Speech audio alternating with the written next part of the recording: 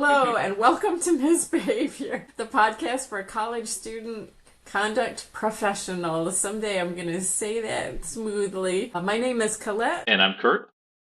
And we're your hosts, and we are ready to jump right in. We've jumped into the pool of having more people on our podcast, and we're super excited this week to have Cheyne Francis from the University of Missouri joining us. Cheyne, we'd love to have our guests introduce themselves and tell of a time that you got in trouble or dodged getting in trouble in your Or history. thought about getting in trouble. Nice. That's a good one. Okay, so truthfully, I think, the goody two-shoes. There has not been a time that I got in trouble in college, but I was a friend that supported a friend through the conduct process in undergrad. And I didn't know that that's what I was doing at that time, of course. She just said, this thing is happening. And I did not know that it was through our Office of Student Conduct at that time. So it was very interesting to hear kind of what was happening. Nothing too different from how I think any of us would do student conduct right now. It was a conversation. It was like, hey, you're innocent until you might not be. This is your time to give us your perspective. And we'll go from there. I do think that what we would call maybe sanctions or assignments were a little harsh, but it got handled, and she is now a very successful person. She owns her own business and she's great. So I think that's the reminder of like the restorative element of conduct maybe. So yeah. Can we ask what she did? Is that allowed? Yeah, absolutely. So she got caught drinking in her dorm room, nothing crazy, right? But she had also been in a room with someone else with marijuana before then and got off with that because she wasn't the person doing it. So then it was actually her, and she was like, yeah, it's mine. I'm an adult. I'll take onus to that. And it was something similar to like what I think any of us would probably call just an alcohol education, and a very hefty 2,000 word paper. So, and again, business owner, graduated with honors and is on her way in the world and doing very successful for herself. Yeah, so hers was, again, alcohol in the room. She was throwing a party, which she was known to do. Like, that was the friend that, had the fun time in her room. And so Good time friend. Yeah, she was. And she was proud of it. That was like her thing. And just one time it was too loud, I'm sure, is probably what happened. It's been years ago now, but she was probably too loud. Her friends were too loud, and someone just was irritated enough to call campus security, and then they called the police. And of course, here we are. The typical, you're underage, you can't have it on campus, shouldn't have alcohol, that kind of stuff. But is now a business owner again, and she's doing great. So, So were you at the hearing, or were you just providing some coaching and solace outside of the process for your friend? Yeah, so I was just providing the friendship aspect, I think, outside of it. She just told us like, man, I got in trouble. And we were like, what do you mean? Oh my gosh. Of course, we all were like, are you getting expelled? And she's like, I don't think so. Like, she was much calmer about it than we were. Frustrated, of course. She's like, I've done this before, and why all of a sudden did I get caught now? And, all that kind of stuff. Things that I am hearing now from students. I'm curious, I don't want to spend the whole episode talking about your friend's case, but we kind of laugh when students have peer advisors. Like, I'm at a school right now where they're allowed to bring classmate, roommate, friend as their advisor. And most of them treat it like a TV trial, like something that they've seen on television or that they imagine a conduct hearing is going to be like. Were you like that at all? No, I tried not to be. I was trying to be the voice of reason and say, hey, just own up to it. Just say you're sorry. More of a parental almost, like just say you're really sorry and you're a good student and you're on the right track and this doesn't say anything about you and this is just not who you are and it's a one-off. And then of course she was like, okay, and that's what she did, and it was fine. And I think more than anything it was that financial aspect, whatever the fee is at that time, and she was more annoyed with that. So but yeah, it turned out fine after that. So she had to pay a fine? Yeah, I want to say it was like restitution, but it was like a fine to the school because it happened in a way. And I would also not call it a judicial fee, maybe is how some of us have it. That's what we use at our university. But Oh, it wasn't that. It was just like, hey, it was almost like you're guilty. Here's a fine to pay, like a ticket almost. So yeah, it was interesting. I never thought about a judicial fee. It's almost like student conduct as an auxiliary service. Almost, but yeah. So and again, in my office, we have a judicial fee if a student is found responsible. Um, so yeah, truthfully, I'm still new to my role. I've been here for what is now this month 8 months, which is kind of crazy. So I'm not sure how judicial fees really work. I just know that it exists. Yeah, I'm curious, like, what happens with the money? Do they use it for like social norming campaigns or, yeah, to pay part of the officer's salary? It's kind of fascinating. Yeah, I'm yeah. not sure because I also had a lot of great conversations at Gehring this year in Detroit where I met Colette, and a lot of universities do not have judicial fees or any fees Yeah, I've never associated. heard of it. Or maybe the fee is only with, whatever education comes with that if it's through a different department. So I was like, oh, well, what do you mean you don't have a judicial fee? And they were like, it's inequitable. And I said, agreed. However, how does that work? So it was a really interesting conversation in that way. I just, again, thought everyone has a fee, but that is not true. Hmm. We got rid of it at my last school, but there were some big like eyes popping out of their heads of like, well, what else would we do? And it was a revenue generator. Yeah. And for a school that is not, and right now every school is wondering where their dollars are going to come from. Yep. The $30 fee or, whatever your school is, that's a decision that impacts a lot of people. Cheyne, I'm always curious about like the superhero origin story. So, how did you get into this crazy field, and what's been your evolution?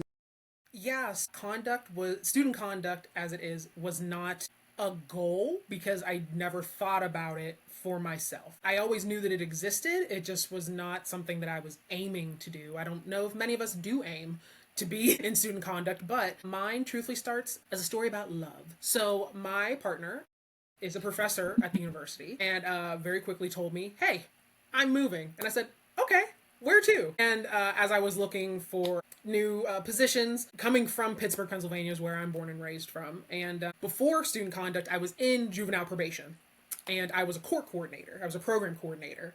And so it's kind of those skills about restorative justice, transformative justice, diversion, intervention, prevention, all those kind of skills and kind of frameworks were things that I was already doing, and then I got to translate them into student conduct. This position at my university was the first of its kind, and it was on the list of positions that were open when I was looking. And I said, oh, this is interesting. I think this is pulling the stuff that I really enjoyed about juvenile probation and juvenile justice and putting it into the academic realm, which is what I have as a background for schooling and education, and I wanted to pivot back into higher ed, and I just didn't know how, and I didn't really know what position would have been best for me at that time with the skills that I had, and a little toot to my own horn, some of the talents that I just have by disposition, and it worked, and I got to meet who is now my boss and the rest of my team and my staff, and it was very clear that they really strive to make sure that students understand we want what's best for them. But we also want you to learn and grow from this to hopefully not come back to our office. We want to see you on campus. We don't want to see you in our office. And go from there. So it was a happy accident.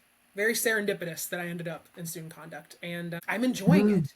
I was really enjoying it already. And then I truthfully I came back refreshed, energized for the work after Gehring, and I was like, I have so many ideas. This is so cool. Can we try this? And again, I have a very supportive team, and was like, yeah, let's try it. Let's see where it goes, and let us know. So yeah, that is in a sense my origin story within conduct. So yeah. I love that you started outside of higher education Yes. and in the judicial system. That's fascinating. To what degree did Judge Judy influence your conduct philosophy?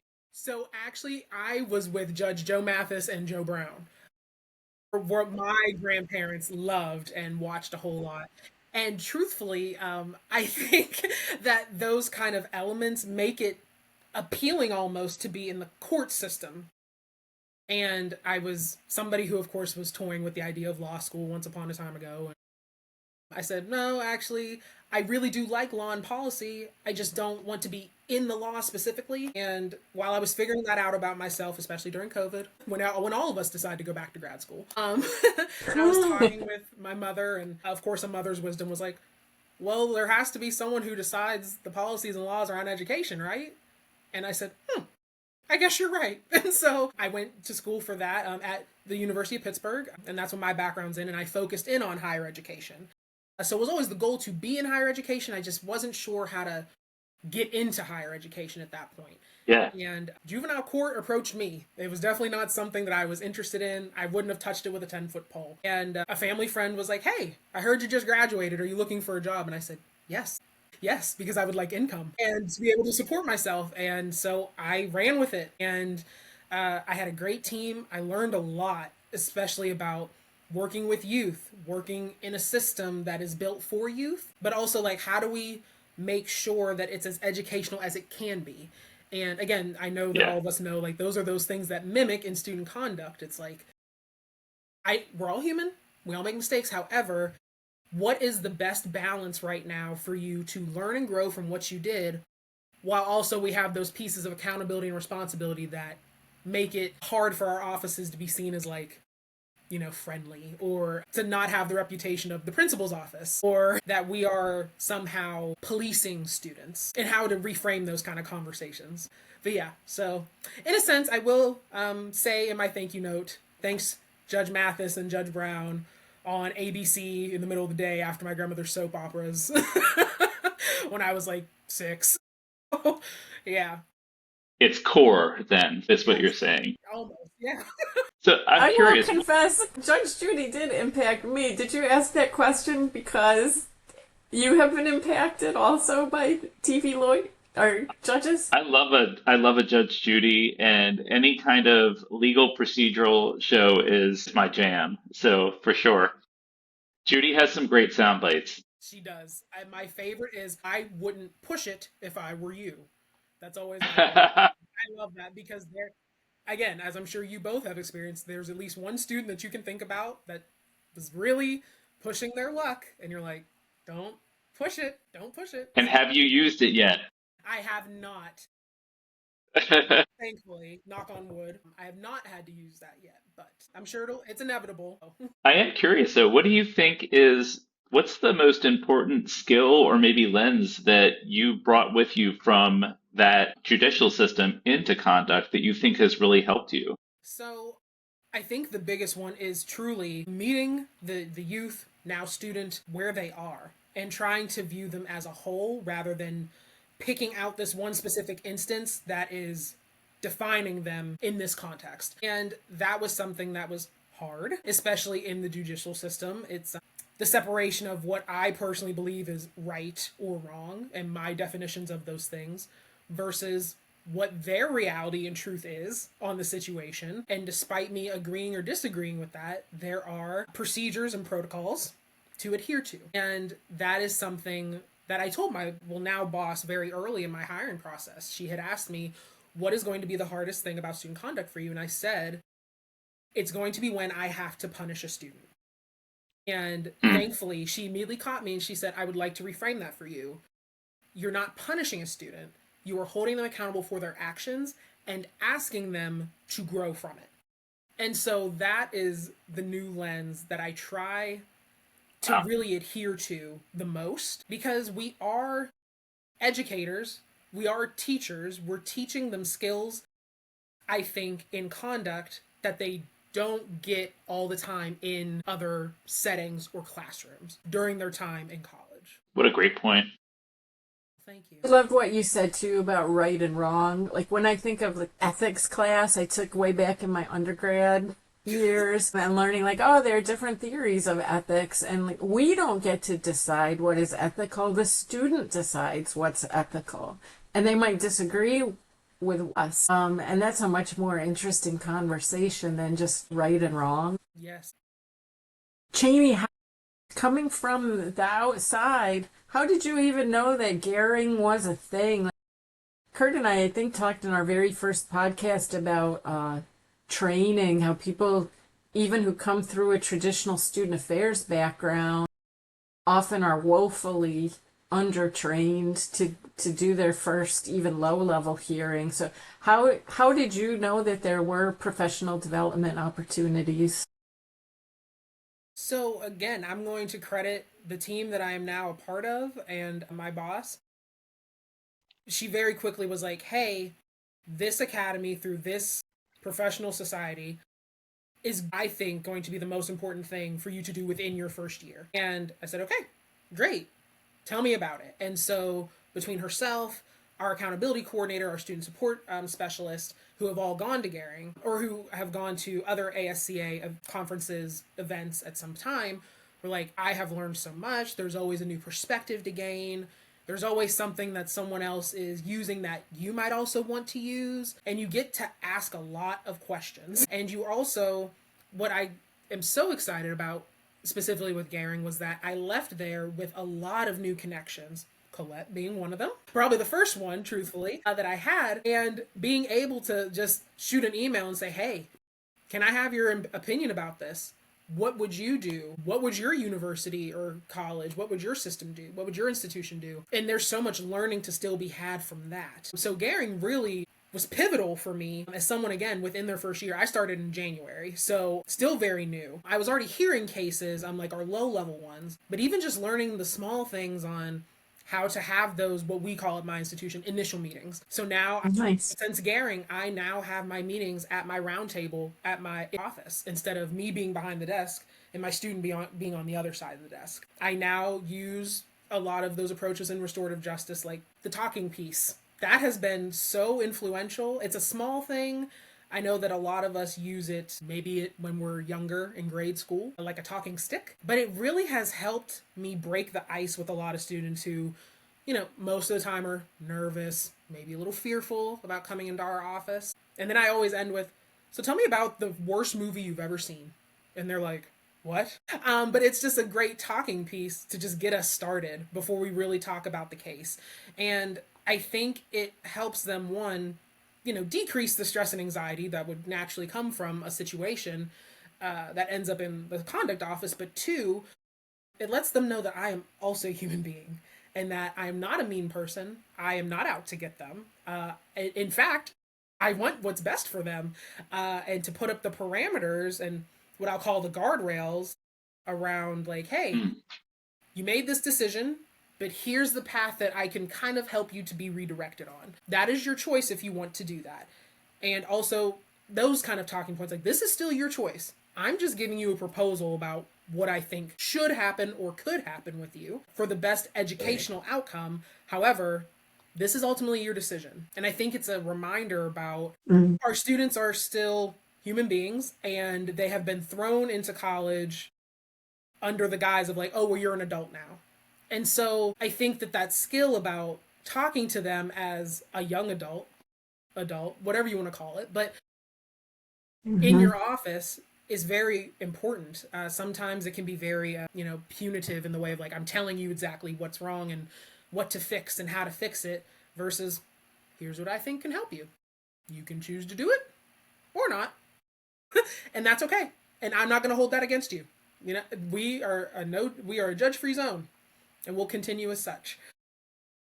So again, long story short, a short story shorter, Gehring was very important to me, and it caught me at, like, the best time, with these, again, like, very small but foundational pieces on what it means to really connect with students and bring humanity back into student conduct in a way that is not the friend approach or a fear-based kind of tactic.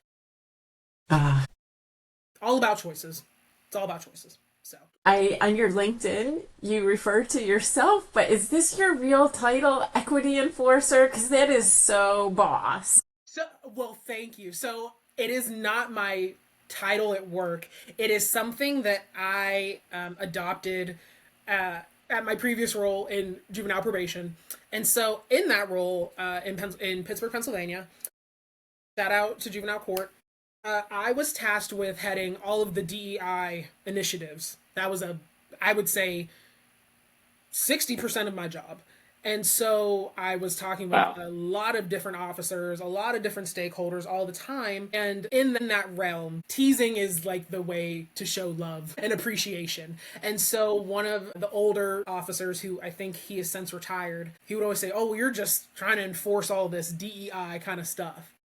I said, "You know what, I am." And so I rolled with it. I said, "You know what?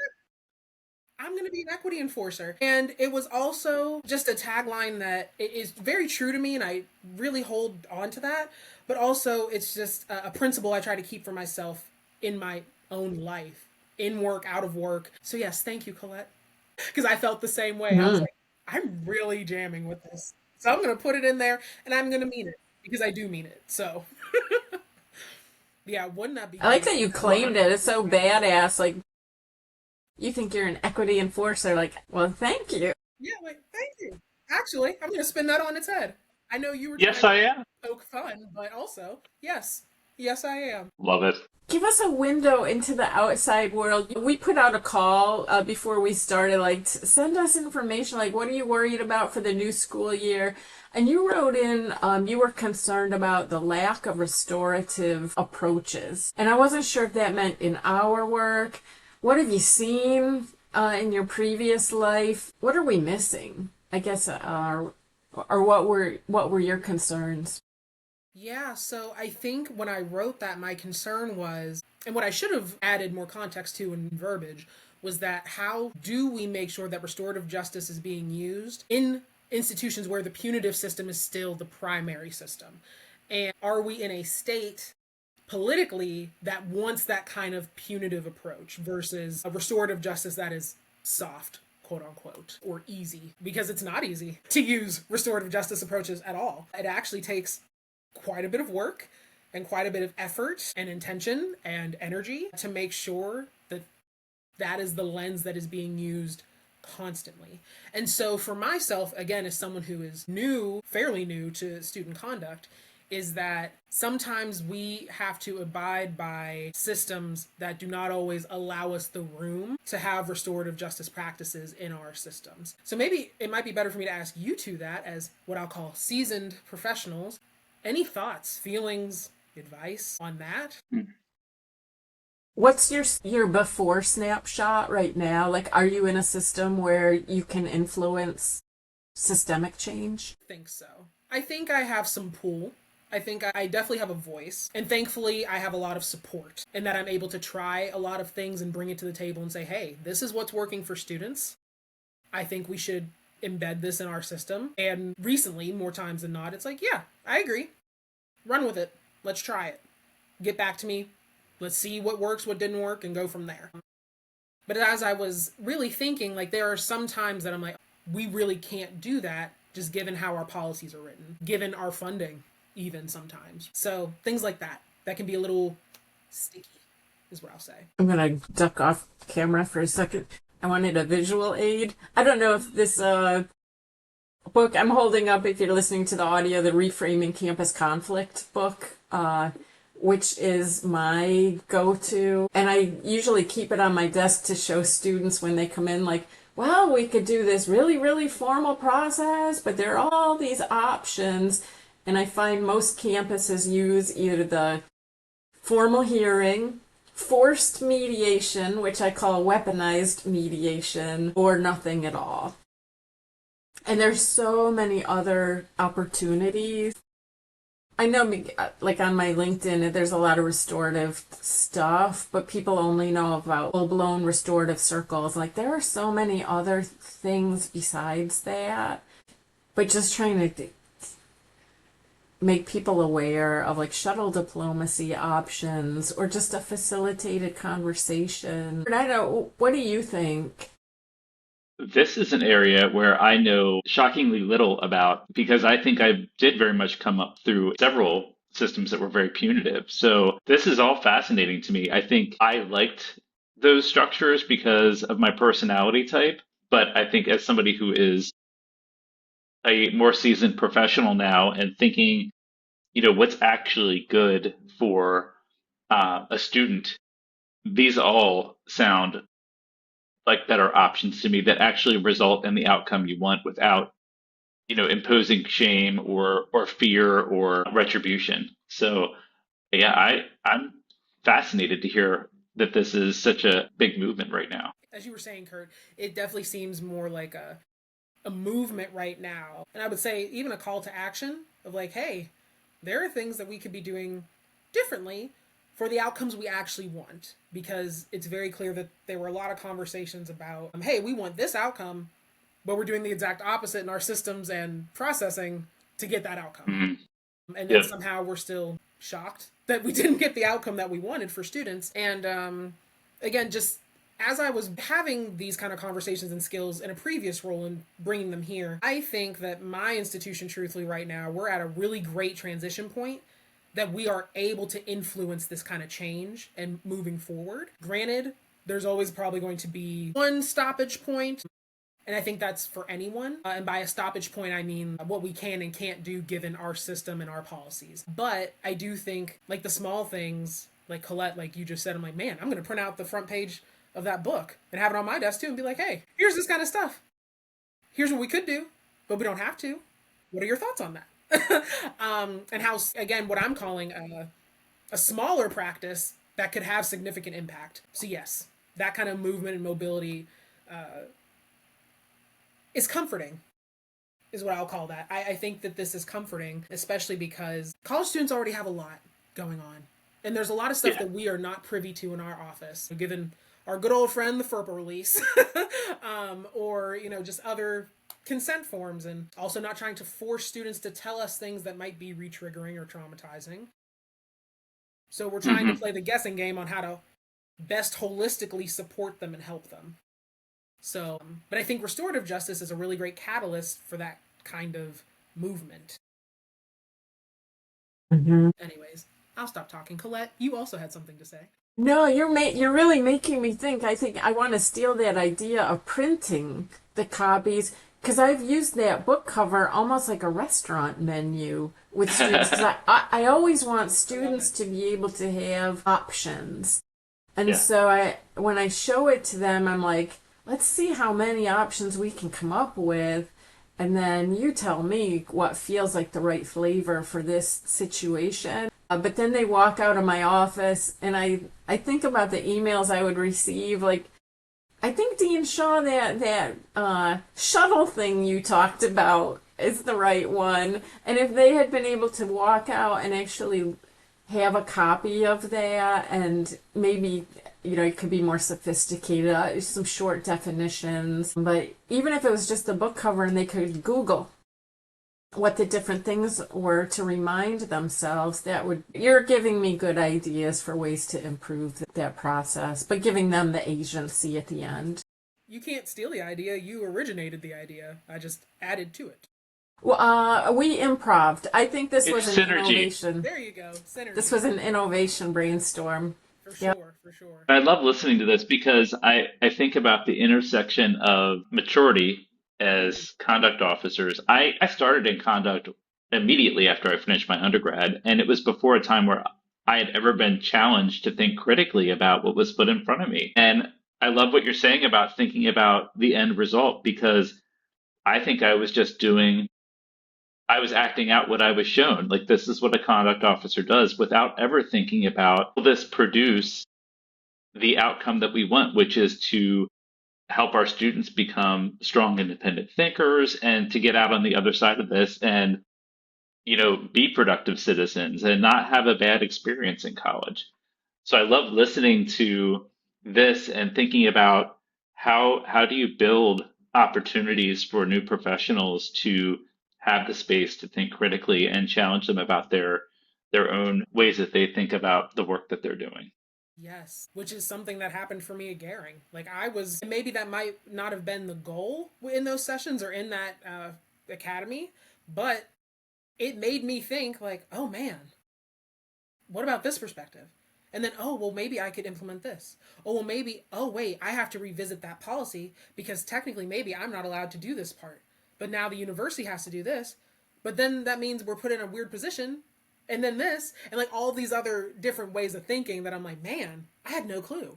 Even just, again, listening to other people and their processes, I'm like, What do you mean? Someone in my group, in Mike's Magic, as we lovingly called ourselves, and she said, oh no, we don't do that. What do you mean? If it happened on camera, it happened. They don't get to say that it didn't happen. And I said, what? And she said, oh yeah, it's rare that they get, like, students get to reject a decision. I said, oh, interesting. Our students always have the space to reject a decision. And she said, oh, interesting. And we had a very great in-depth conversation about that. But again, just like the thinking behind the options and choices that we give students, even in that way. And what parameters that means, but that varies, I think, also is influenced by state. And again, what kind of system that you're just kind of thrown into. That's what you do. That's what happens. Mm-hmm. Yeah, that's true. I bring that privilege of a private school. We don't have a governor sitting on our board of trustees or leading the board of trustees. I don't know much about Missouri. And are we going to be in Missouri next year for Garing? Is that right? I know that we have SOMI in Kansas City. Is that this month already? Next month? For student It's organizational soon. I keep misconduct seeing all the... institute? Yeah. I feel like you all are coming, though. Like, Garing might be here. Maybe. Which would be so fun. Yeah, they teased it to us, and then I thought I saw it in a, like, hidden in a big email somewhere, like, oh, and P.S., we're going to be in St. Louis. Yeah. Anyway, I forget what my question was. Oh, Missouri, are you a purple state, or how much are you influenced by government authorities? So we are influenced by them. They do sit on our... I'm pretty sure the governor sits on our board of curators. Don't quote me, but I think he does. Our university president meets with our state people quite a bit to talk about funding and what's happening, kind of that pressure. I think recently the biggest one for us, like many states across the country, and even more so with this administration, was, we had to get rid of our diversity, equity, and inclusion office. Thankfully, the university was very quick to act and said, hey, we're going to reposition some of you all into these different offices so that way no one was laid off. No one was let go of. But it was disheartening, of course, just given where we are. So I'm going to be a little careful with what I say as someone who came from Pennsylvania, Colette, as you know, Yeah. is light blue, more purple recently, and moved to a red state. That used to be purple, but moved to a red state. So it's very different to see the system at work in this way, especially again with funding, which is always like the big thing to talk about. And yeah, so it's different. It's different for sure. But thankfully, I will say with confidence that we have the best working relationship with our state people as much as you can have it. Our president does do a very good job at that, as much as he can within the parameters that he has. It's a pretty good working relationship. It's heartening to know that you even know that, because I know I've been at schools where I'm like, I have no idea what our school's relationship is with local government, and then some universities had people dedicated to that work that I knew that they were always lobbying for what was right for our students. So at least that makes my heart feel good that you know that is happening. Yeah, I think I knew it because it was it's just what it is. It's just a thing. That's what happens, right? And especially because we are the flagship of the state, so that adds another element. And so yes, it was something that you figured out very quickly, that was essentially the status quo. You've both been at Flagships. That's an interesting place to sit, because I can do things that will never be interesting as a front page headline, and both of you, something so innocuous could turn out to be all over the news and in social More eyes media. watching for sure, yeah. Every time. Yeah. Does that change? Does it tempt you to self-censor, or... I don't know if I have a good question with this, but it's such a different dynamic to be at under the big microscope. It's a double-edged sword, I think, in my opinion. I think that in some ways the system's so big you can feel like you're just a small cog and that what you do gets lost. But then also, as you said, you've got the potential for a situation with a student athlete that might garner national attention that might not have even been a blip at a smaller school, or even an employee, like a football coach or something. Yeah. I completely agree, because for us, hazing, of course, is a big thing. And now we are a Hmm. part of the SEC conference. Our fraternity and sorority life is a very, very big part of our school, and I would say a part of our campus community as well. About, I want to say, like at least 50%, if not more, of our student population is Greek within one of the 4 councils that is on our campus. And sadly, we had a situation with a student that influenced Danny's Law in our state now, which is coupled with the Good Samaritan Law. But sadly, that law came into effect because a student is now forever on life support, essentially, from a hazing incident. Hmm. And so, while, of course, we know that that is Wow. not the only thing happening at my institution, it happens everywhere. It just so happened to be at the time, and of course, all eyes are on us. And what are they doing now? What's the next step? How do we prevent this? And, and the university, of course, is like, we're right under the microscope again, as you were saying. And how to make that better somehow when there's not a real way to make that better. I think, again, but the step in the right direction is now that we do have this law, and it is illegal to haze, and it's another coverage. And I think it's something that also, it feels odd to say this, but it is something that benefits our student conduct office in that way. And we get to teach students like that hazing is not acceptable at all, but also now it has other life implications outside of the university. And while that does mimic a fear tactic, maybe that is something that decreases hazing on our campus. Maybe it decreases the likelihood that someone would do that to another human being. While the methods, maybe I don't always agree with, but maybe it will help. Hmm. It will. This does sound remarkably similar to Kurt's undergrad institution with the Piazza law that came out for Pennsylvania around a hazing incident, and now the Piazza Center lives at his alma mater, which will do a lot of good, but yeah, for what reason? Yeah. It's tough.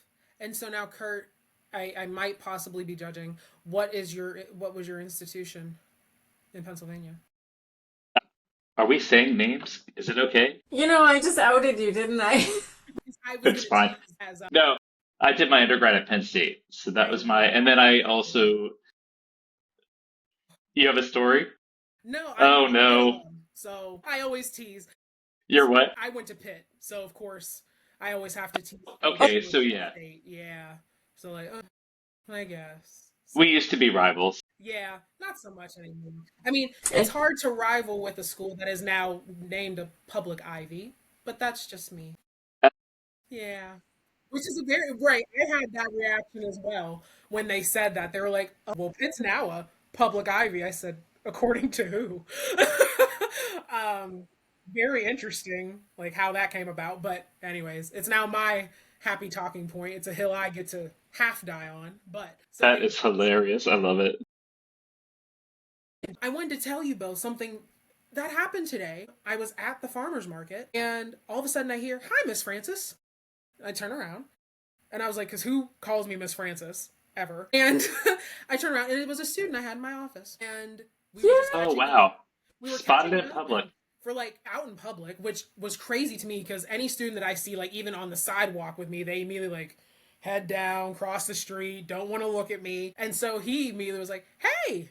And I said, "Oh, hello. How are you?" And we stood just for like about 10, 15 minutes catching up. And he said, "I just wanted to say thank you for your kindness towards me in that process. I Wow. didn't realize like there were a couple things that I needed to change. And thankfully, I think I did change them, and I'm happier." And I'm standing there like almost in tears. And so, anyways, carrying that with me this week, it was a win, and I will take Very that win. nice. So that felt awesome. Again, like as student conduct people, it's very easy to be pegged the bad guy in situations, and that felt really good to be reminded. It can like, be hey, thankless for yeah, sure. thankless work, and so that felt great today. So I hope that you two experience something like that, or have at least once, because that felt pretty awesome. Nice.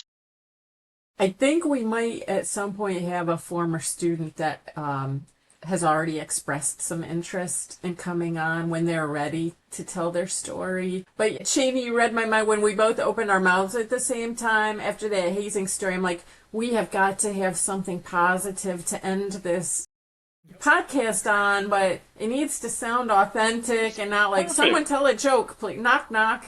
Yeah. No, I seriously was like, you know what? That felt a little heavy. Yeah, well, thank you. Good, because I said that It felt a did. little heavy. I mean, it's never a fun thing to talk about. So I was like, actually, a really positive thing happened to me today in relation to student conduct. So thanks for listening. Thanks for allowing that. And great minds think alike, Colette. Wonderful. Love it. Yeah. I think we should end on that note. That is so perfect.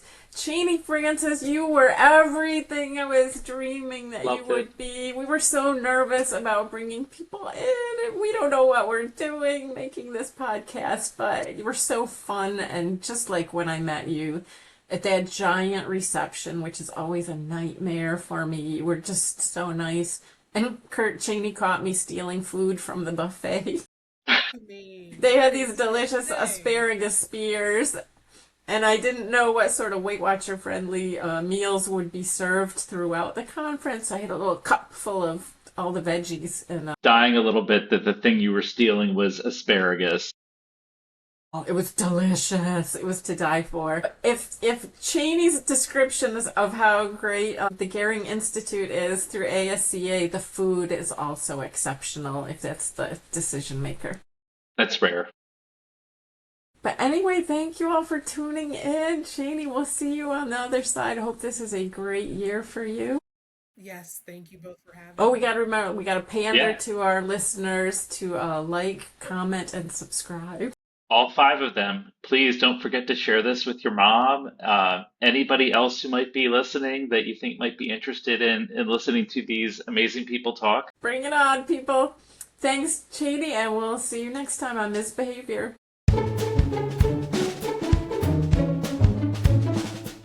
Misbehavior is written and produced by Colette Shaw and Kurt Doan. Theme music was written and performed by Kevin MacLeod from incompetech.com.